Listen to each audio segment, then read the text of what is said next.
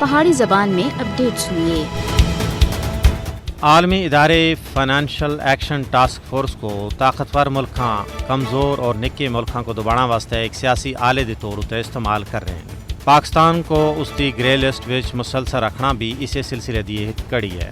حالانکہ پاکستان سن 27 بچوں 26 مطالبات ہوتا ہے عمل درآمد کیتے ہیں، لیکن پھر بھی اس کو سیاسی انتقام گیری کا نشانہ بنایا جا رہا ہے۔ جبکہ بھارتی وزیر خارجہ کا بیان بھی سامنے آ چکا ہے، جس وچ یہ گل تسلیم کی گئی ہے کہ بھارت سن پاکستان کو FATF the grey list which رکھنا واسطے اپنا اثر و رسوخ استعمال کیتا ہے۔ پاکستان FATF دی طرفوں کیتے گئے 26 نکات دے نفاذ تھی بعد پاکستان کو گرے لسٹ وچ رکھنے دا کسی بھی قسم دا جواز نہیں بنتا، لیکن معلوم ہوتا ہے کہ پاکستان کو جان بوجھ کے گرے لسٹ وچ رکھا گیا ہے، جس نال اس دا تعصب کھل کے ظاہر ہو گیا ہے۔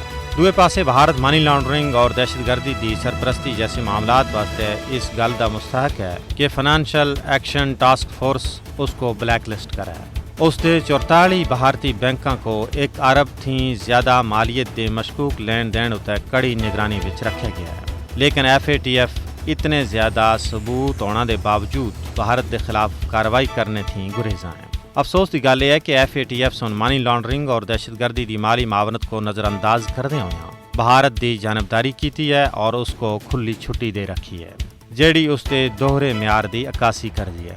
پاکستان سن دنیا وچ قیام امن دے سلسلے وچ بڑی خدمات سر انجام دیتی ہیں اور اس سلسلے وچ جانی اور مالی قربانیاں بھی پیش کی ہیں، جبکہ بھارت خاص طور تے اس خطے دے اندر دہشت گردی کو فروغ دے رہا ہے، جس کے ناقابل تردید ثبوت پاکستان عالمی برادری کو پیش بھی کر چکا ہے۔ ضرورت اس گل دی ہے کہ FATF پاکستان کو سیاسی انتقام دا نشانہ بنانے دی بجائے حقیقی طور تے دہشت گرد ملک بھارت کو اپنے مکروہ کرتوتاں تے سزا دے۔